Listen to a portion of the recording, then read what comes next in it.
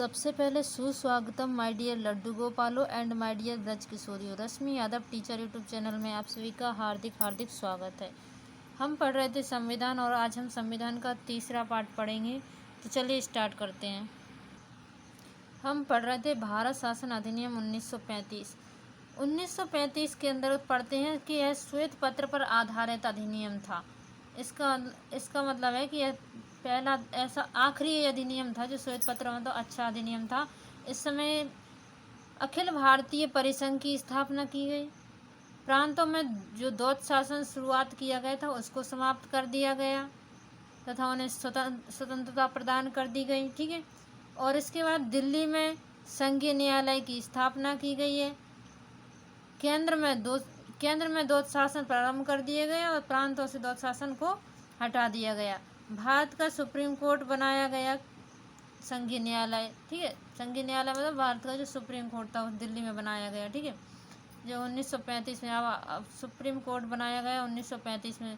तो पूछ लेता है कि सुप्रीम कोर्ट की स्थापना कब हुई, तो हम बता देंगे कि 1935 के समय हुई। ठीक है। और बम्बई में रिजर्व बैंक की स्थापना की गई आरबीआई की। ठीक है।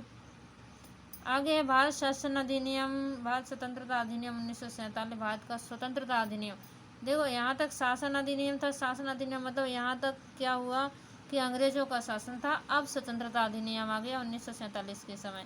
तो इसमें पढ़ते हैं स्वतंत्रता अधिनियम में 3 जून 1947 के समय कौन सी तारीख थी? 3 जून 1947। उस समय माउंटबेटन योजना प्रस्तुत हुई।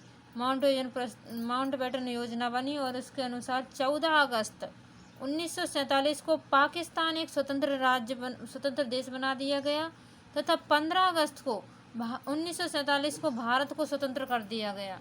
ठीक है।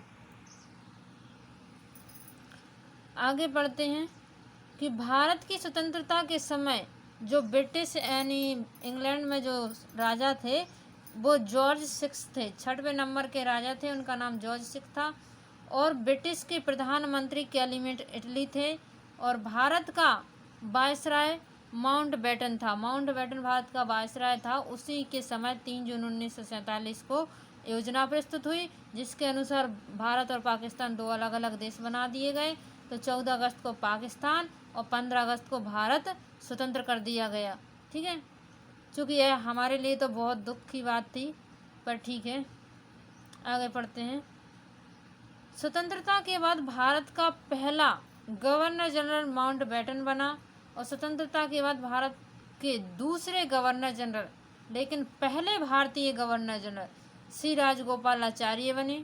ठीक है। श्री राजगोपालाचार्य बने।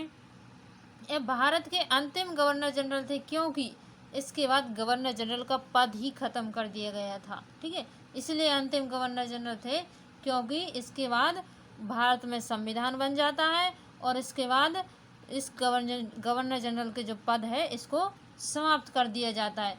तो आगे बढ़ते हैं कि स्वतंत्रता के पश्चात संविधान लागू होने तक भारत शासन अधिनियम 1935 के अनुसार चलाया गया। जो 1935 मैंने कहा ना, 1935 जो अधिनियम बना वो एक श्वेत पत्र पर आधारित था, मतलब जो अच्छा अधिनियम था।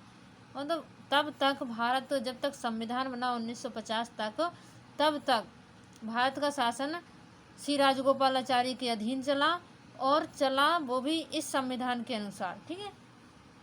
आगे बढ़ते हैं। भारतीय संविधान सभा एवं संविधान का निर्माण। अब देखते हैं कि भारत का संविधान कैसे बना, उसका निर्माण कैसे हुआ। तो पढ़ते हैं। भारत के लिए संविधान निर्माण का विचार सर्वप्रथम एम.एन. राय यानी मानवेंद्र राय ने दिया था। ऐसा विचार आया कि भारत का एक संविधान होना चाहिए, तो ऐसा विचार मानवेंद्र राय ने रखा था। ठीक है। संविधान सभा के निर्माण की प्रक्रिया कैबिनेट मिशन 1946 में दी गई थी। तो 1946 में शुरू हो गया था संविधान सभा का गठन। ठीक है। इसके अनुसार संविधान सभा का गठन जुलाई 1946 में किया गया। ठीक है। कैबिनेट मिशन बना 1946 में और जुलाई 1946 में संविधान सभा का गठन किया गया, जिसके अनुसार 389 सदस्य शामिल थे। ठीक है। कितने सदस्य? 389 सदस्य शामिल थे। और आगे बढ़ते हैं कि ब्रिटिश भारत के प्रांतों तथा कमिश्नरी क्षेत्रों से ब्रिटिश भारतीय प्रांत मतलब जो भारतीय क्षेत्र ब्रिटिश सरकार के अधीन थे उन्हें ब्रिटिश भारत, और जो कमिश्नरी क्षेत्र थे उन्हें कमिश्नर क्षेत्र कहा गया। उनमें से क्या हुआ कि 292 सदस्य आए और 4 को मनोनीत किया गया। ठीक है, 292